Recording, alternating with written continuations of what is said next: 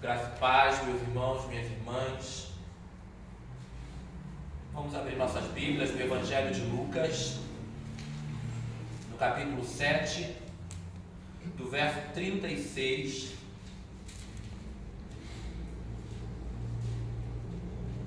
Evangelho de Lucas, capítulo 7,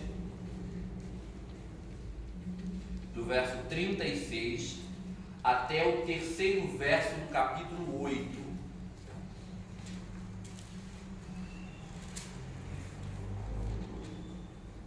Em reverência ao Santo Evangelho, peço que todos se coloquem de pé.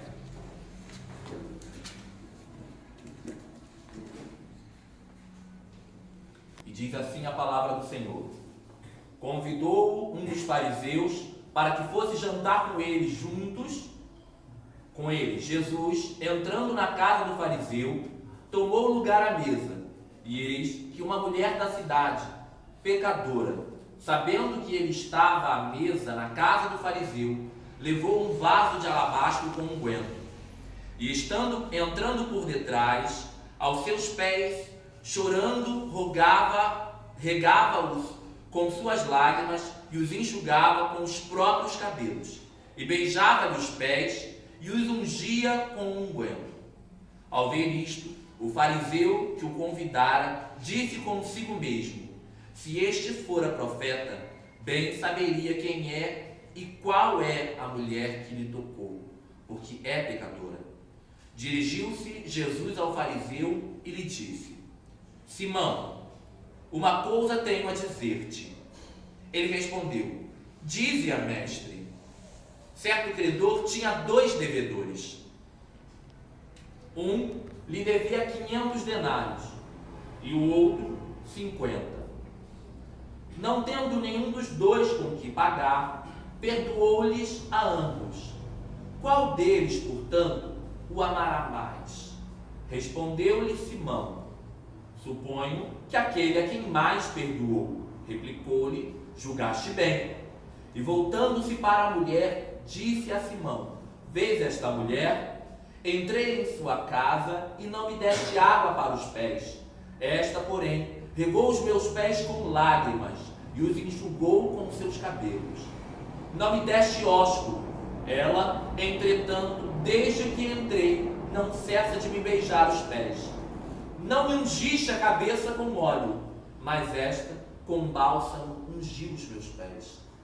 Por isso, te digo, perdoados lhe são os seus muitos pecados, porque ela muito amou.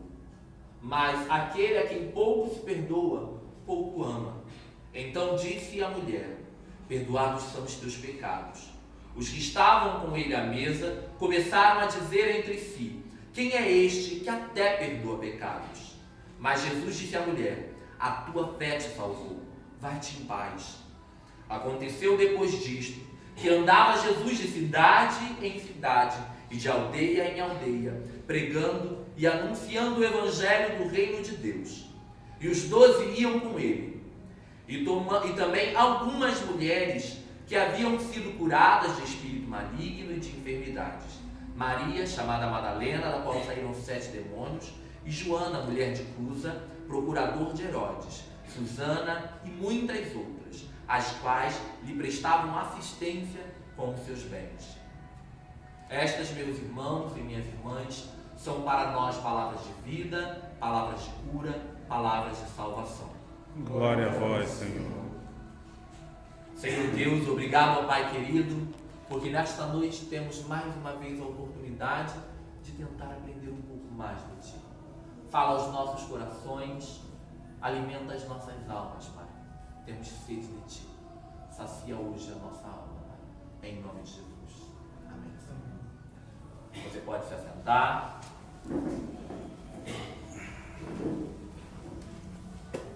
Eu tentarei ser o mais breve que me for possível. Mas ontem, quando eu fui relembrado que estaria pregando hoje, eu até ontem à noite ainda recebi por recado a mensagem, que não fui nem eu que recebi, me mandaram por Luanda o recado de que eu estaria pregando hoje. Eu não tinha acesso ao texto naquele momento, mas o diácono Isaac chegou para mim e falou: não, amigo, o texto é muito simples. E quando eu cheguei em casa, que eu li, eu entendi que na verdade é um dos textos mais complexos que eu poderia pregar. Não porque o texto em si seja complexo, mas porque há várias mensagens inseridas dentro desse mesmo texto. É um texto muito rico. E ainda mais porque no nosso culto, na nossa liturgia de culto, às vezes as pessoas não atentam que nós temos várias leituras ao longo do culto. Nós iniciamos o culto lendo um salmo, depois nós fazemos uma leitura do Antigo Testamento, depois fazemos uma leitura do Novo Testamento, mas das cartas paulinas e dos outros textos, e finalizamos com o Evangelho. E todas essas palavras estão interligadas entre si. E muitas vezes nós não percebemos isso. Por exemplo, o texto que nós lemos hoje no Antigo Testamento se encontra registrado no segundo livro de Samuel, que conta um procedimento que Davi passou na vida dele.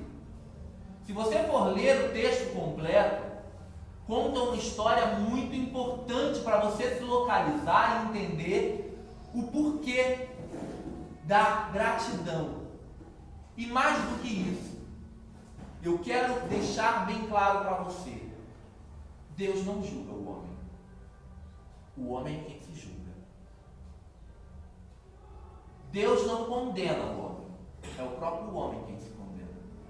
E ele mostra isso tanto no Novo Testamento, no Evangelho que nós lemos, quanto no Antigo Testamento, no texto que nós lemos de 2 Samuel. Porque o que acontece? O que precede ao versículo que foi lido pelo nosso irmão Leozinho, conta a história de quando um período em que Israel estava em guerra, e no ano em que os reis deveriam ir para a guerra junto com o exército, que Davi ele foi escolhido para rei justamente por causa disso, porque ele era um homem que não fugia das pelejas. Desde ainda de criança, era um homem que enfrentava os problemas de frente, ele nunca fugia. Todos nós sabemos de como foi a unção de Davi, quando o profeta chega na casa dele, do pai dele, e ele está no campo trabalhando, enquanto todos os irmãos estão em casa, fazendo festa. E então o profeta Samuel diz: olha só, não tem um rei aqui, onde é que está o outro rei? Não, mas não tem, só tem esse. E ele diz: não, tem mais alguém. Tem, mas é o mais moço, ele está trabalhando no campo, então manda buscar ele, que é ele. E quando Israel está em guerra, Saul era o rei naquele período, Davi se apresenta para enfrentar um gigante que todo o exército temia.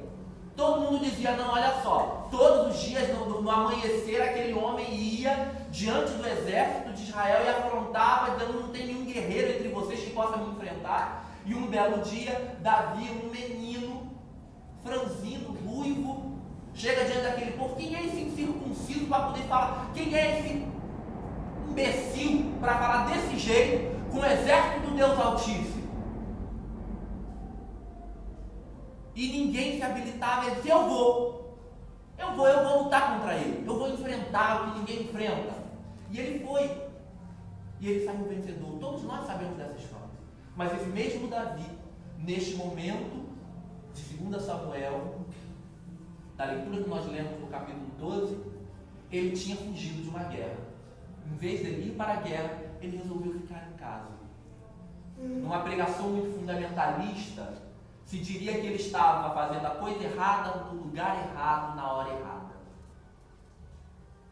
E ele, de repente, num passeiozinho pelo pátio do palácio, ele olha e está uma bela mulher se banhando ao sol. E cobiçoso como era, manda buscar aquela mulher e a possui. E todo mundo sabe o que significa o termo possuir ou conhecer na Bíblia. Alguns dias depois, que ela estava no seu período fértil, o texto ainda menciona isso, depois que tinham acabado de cessar suas regras, seu fluxo, então ela estava no seu período fértil, acabou que Batseba engravidou. Mas e agora que o marido dela estava na guerra? Porque diferente do rei, ele cumpriu a sua missão, ele foi para a guerra. E agora? Aí para consertar a besteira feita, Davi faz o quê? Manda lá no fronte, manda buscar aquele homem e diz, olha só, manda buscar esse homem urgente. Eu quero saber informações sobre a guerra. De quê? Chega lá, ele ouve de Urias a história, não, a guerra está acirrada, está muito difícil, está complicado o negócio. Ai, que bom, que legal. Bom, como você já veio até aqui, vai para casa agora, toma um banho, descansa, você trabalhou muito, estava guerreando lá, deve estar cansado. Vai para casa agora, aproveita, passa um diazinho com a sua mulher lá. Aproveita! Só que Urias era um homem reto, era um homem íntegro. E o que ele fez? Como eu posso? Todos os meus companheiros de batalha estão lá agora dando o seu sangue, o seu suor, suas lágrimas, e eu vou aqui aproveitar, me regalar, me divertir? Não. Ele ficou parado em frente ao palácio, sentado, esperando. Até que o rei o liberasse para voltar para o fronte. E Davi manda chamar e diz, vem cá, o que você está fazendo aí? Por que você não foi para casa? Tua mulher está lá te esperando. E ele diz, como eu posso ir me divertir, aproveitar uma noite de sono, descansar, ou aproveitar, me deitar com minha esposa, se os meus companheiros estão na guerra? De forma alguma, eu não farei isso. E aí Davi tinha um problema, porque a merda já estava feita. Batseba já estava grávida. Se o marido não fosse deitar, quem ia assumir? Então, ele diz, tá bom, né? Vai, volta para a guerra. E aí ele começa um arremedo ainda pior. Que ele manda um recado para o capitão da guarda e fala, olha só, tu vai fazer uma coisa. Quando tiver no pior momento da batalha, naquele que você diz, vai morrer todo mundo, você recua todo mundo e deixa Urias na frente. Ele tem que morrer. E foi exatamente o que foi feito. E aí, um belo dia, passado isso, acho que Davi achou que Deus não notou nada disso, né? Passou em branco, Deus nem percebeu. Afinal de contas, eu sou um homem segundo o coração de Deus, né? Tá tranquilo. Deus apaga, passa uma borracha. Deus virou a cara no momento, nem viu o que eu fiz. E então o profeta Natan chega diante dele e conta a ele uma historinha. Davi, eu tenho uma história para te contar. 2 homens. Um era muito rico, tinha muitas ovelhas, muitos camelos. O outro era pobre, simples, tinha apenas uma única ovelhinha. Mas aquela ovelhinha era tão importante para ele que ela dormia dentro da casa dele, ele cuidava dela, criava ela com maior amor e com maior carinho. Mas era a única que ele tinha. Aquele homem rico, num determinado dia, recebe visitas. E ele resolve que vai matar uma ovelha e fazer um banquete para eles. Só que ele, em vez de pegar uma ovelha dele, ele resolveu pegar um pobrezinho. Pegou a única ovelhinha que ele tinha, matou e fez uma festa com ela, mostrou para todo mundo, fez um banquete. Davi se inflamou em toda a sua justiça. Como assim? Me fale quem é esse homem que ele vai morrer. Na mesma hora, o homem é você. Como assim? O homem é você. Deus te deu tudo que você tem.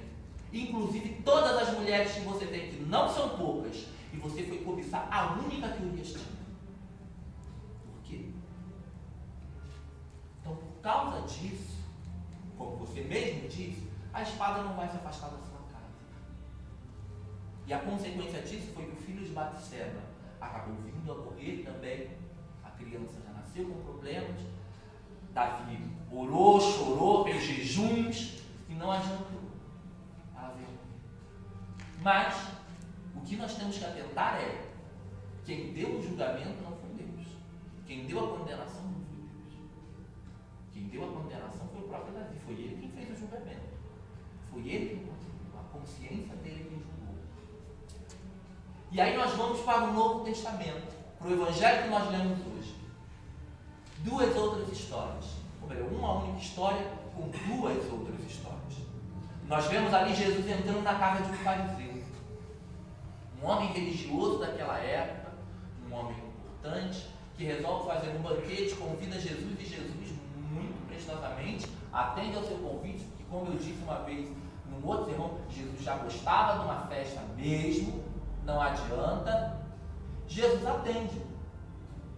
E quando Jesus entra na casa daquele homem, Jesus é surpreendido por uma mulher. O texto não fala, mas provavelmente eles já tinham tido algum encontro anterior. Por quê? Você não vai ser agradecido a uma pessoa que nada te fez. E aquela mulher estava expressando a gratidão dela. E ela entra na casa daquele homem, se ajoelha ao chão por detrás de Jesus e, chorando, lava os seus pés.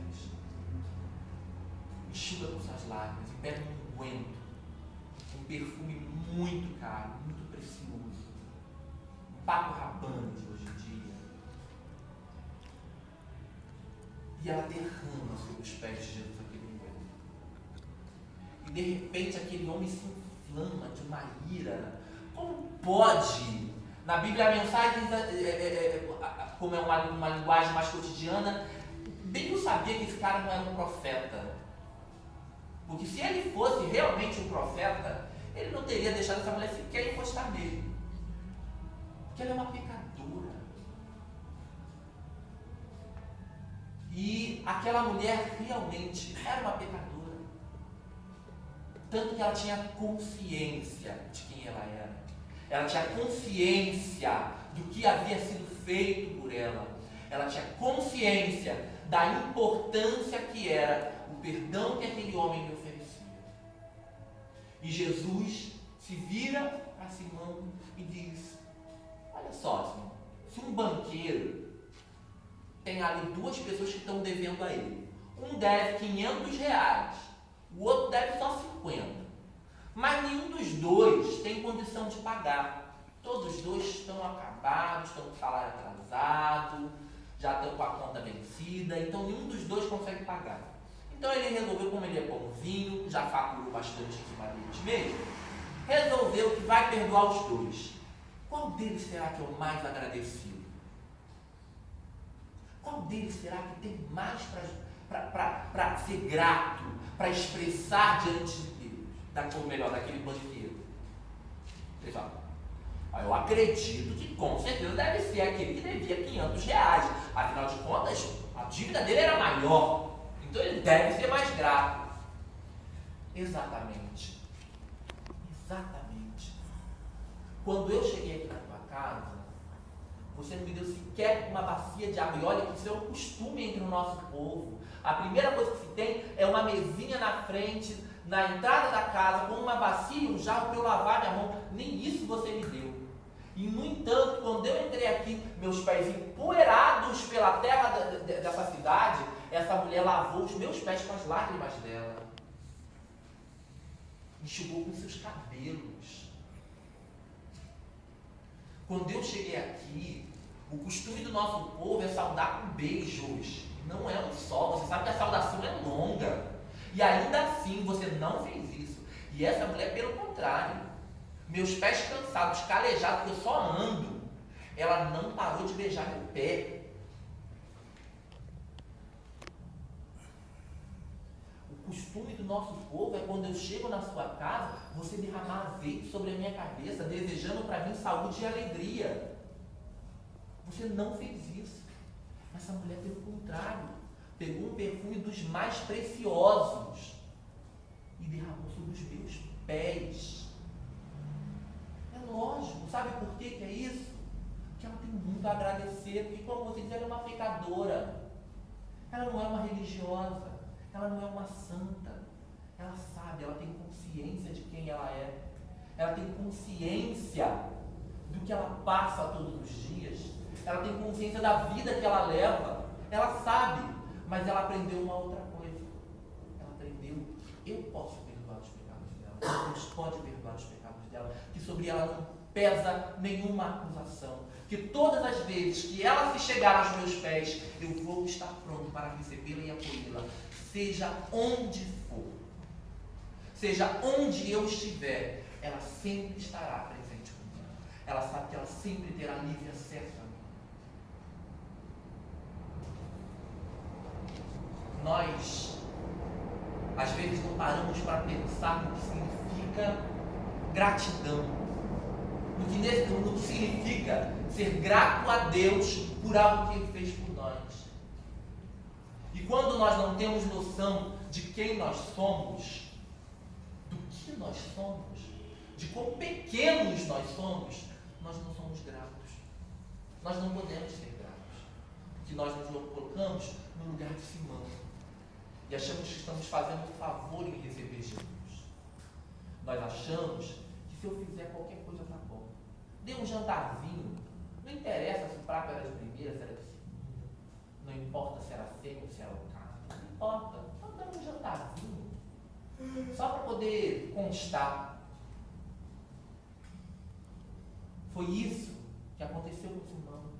Simão não tinha consciência. Para ele era um homem maravilhoso. Era um fariseu, estudava muito conscientemente a lei, era um estudioso, um homem da religião. Então ele estava perfeito. Aquela mulher não. Em algumas versões da Bíblia diz que ela era uma prostituta.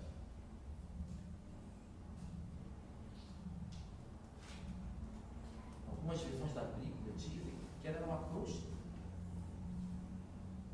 Ela sabia muito bem os erros que ela tinha.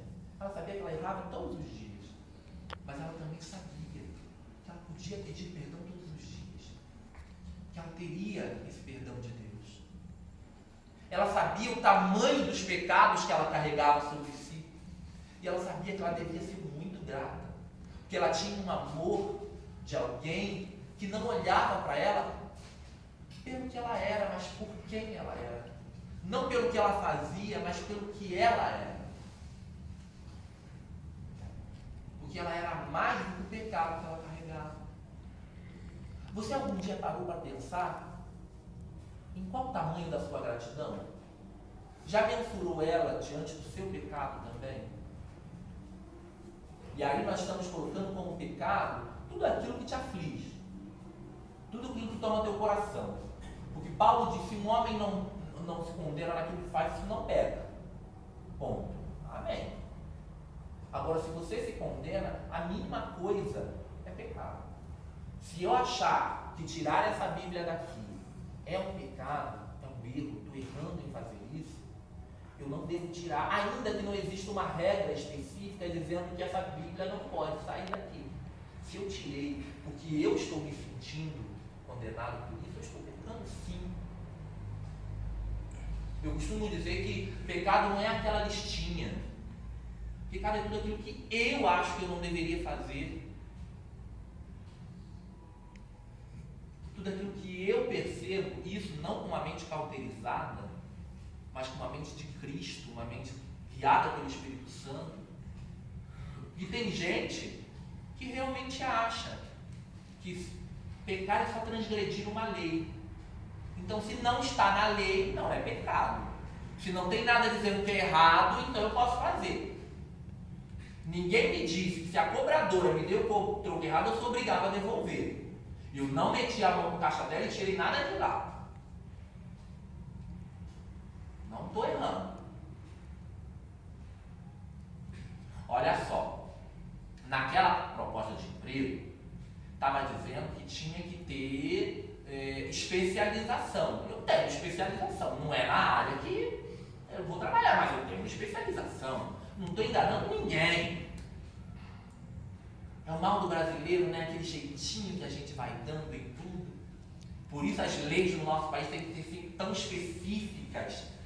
Porque se não deixar uma margem, o povo entra por aquele buraquinho ali e faz um buraco. Aquela mulher tinha consciência de tudo que ela tinha errado na vida dela. E não foi porque alguém disse que era errado. Não foi porque alguém disse que era um pecado.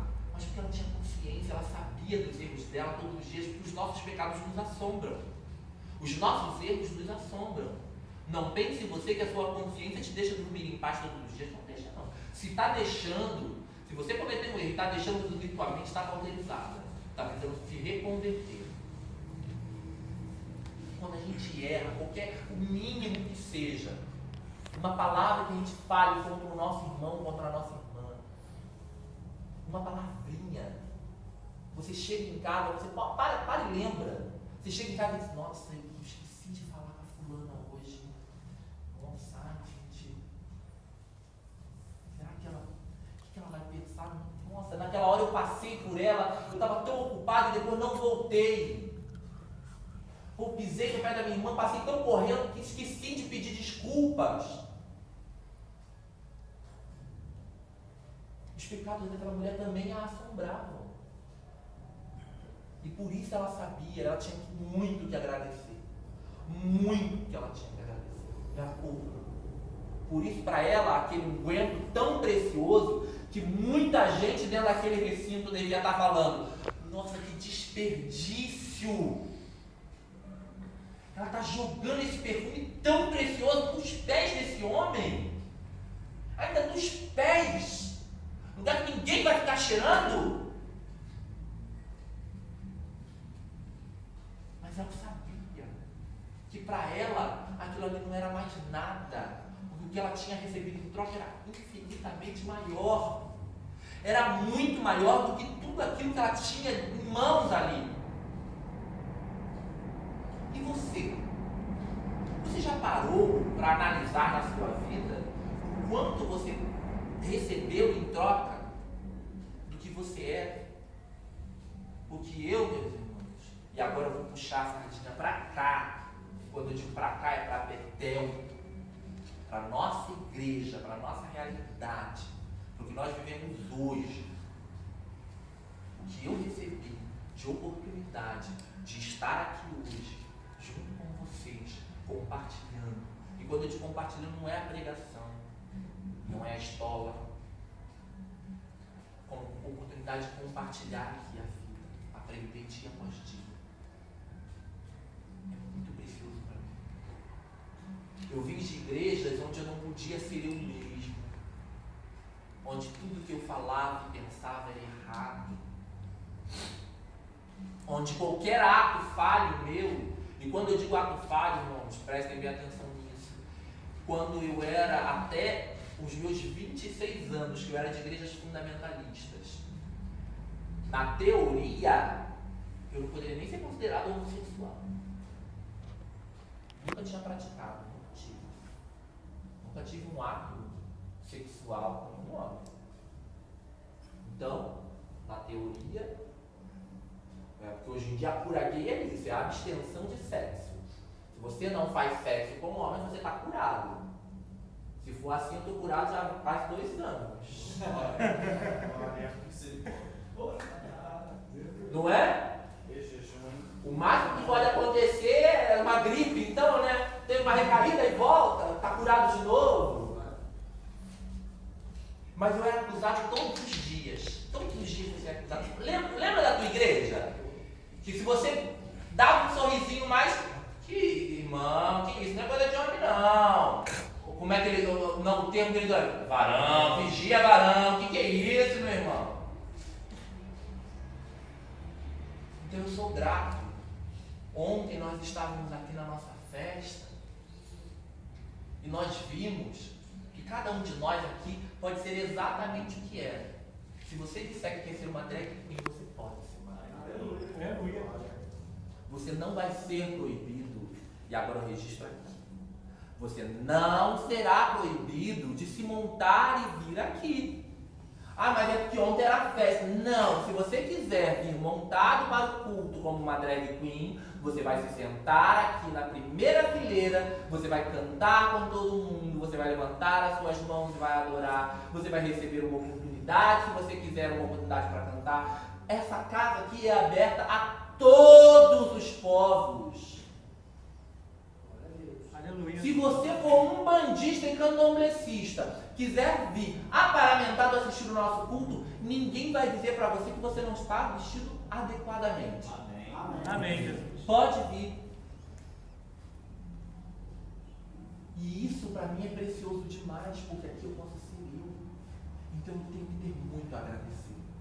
Então se eu tivesse hoje um alabastro, um vaso de alabastro, um unguento precioso, eu com certeza colocaria ele aos pés do Senhor. Porque fazer um jantar de aparências, meu irmão, não adianta de nada. O que importa é o unguento que está nos pés. O que mantém a caminhada é isso. Betel está nessa situação.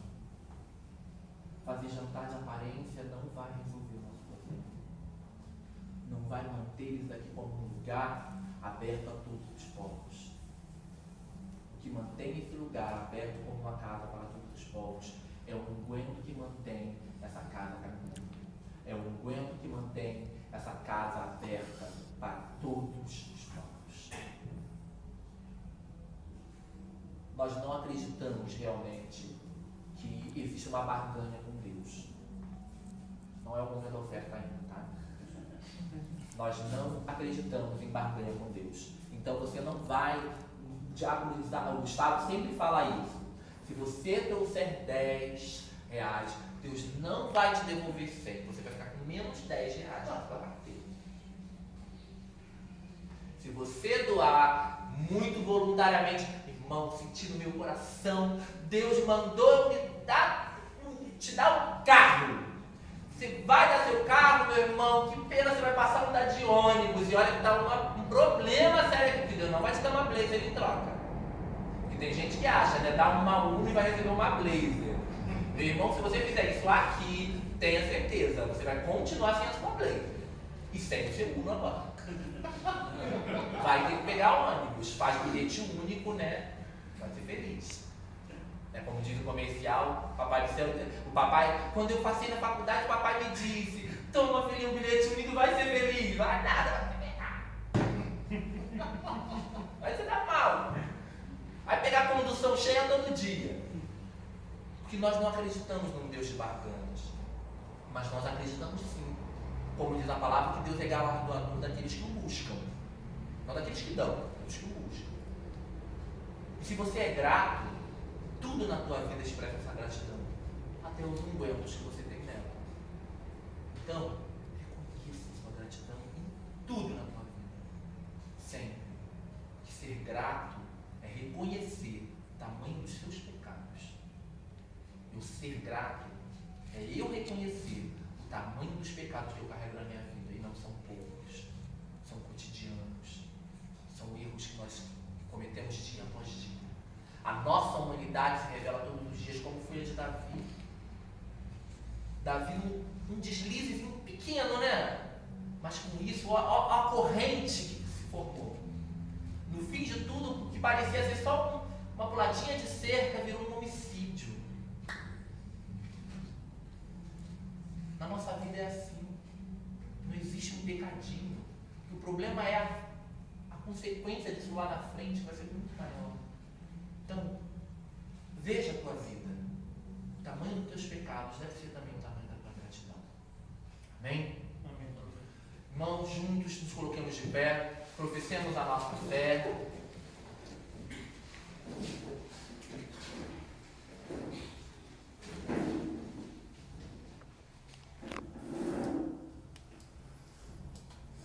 Creio em Deus, Pai de todos, que deu a terra a todos os povos e a todos ama sem distinção. Creio em Jesus Cristo, que veio para nos dar coragem, para nos curar do pecado e libertar de toda opressão. Creio no Espírito Santo, Deus vivo que está entre nós, e haja em todo homem, toda mulher de boa vontade. Creio na Igreja, posta como farol para todas as nações e guiada pelo Espírito Santo a servir todos os povos. Creio nos direitos humanos, na solidariedade entre os povos, na força da não violência. Creio que todos os homens e mulheres são igualmente humanos. E creio que só existe um direito igual para todos os seres humanos e que eu não sou livre enquanto uma pessoa permanecer escrava. Creio na beleza, na simplicidade, no amor que abre os braços a todos, na paz sobre a terra.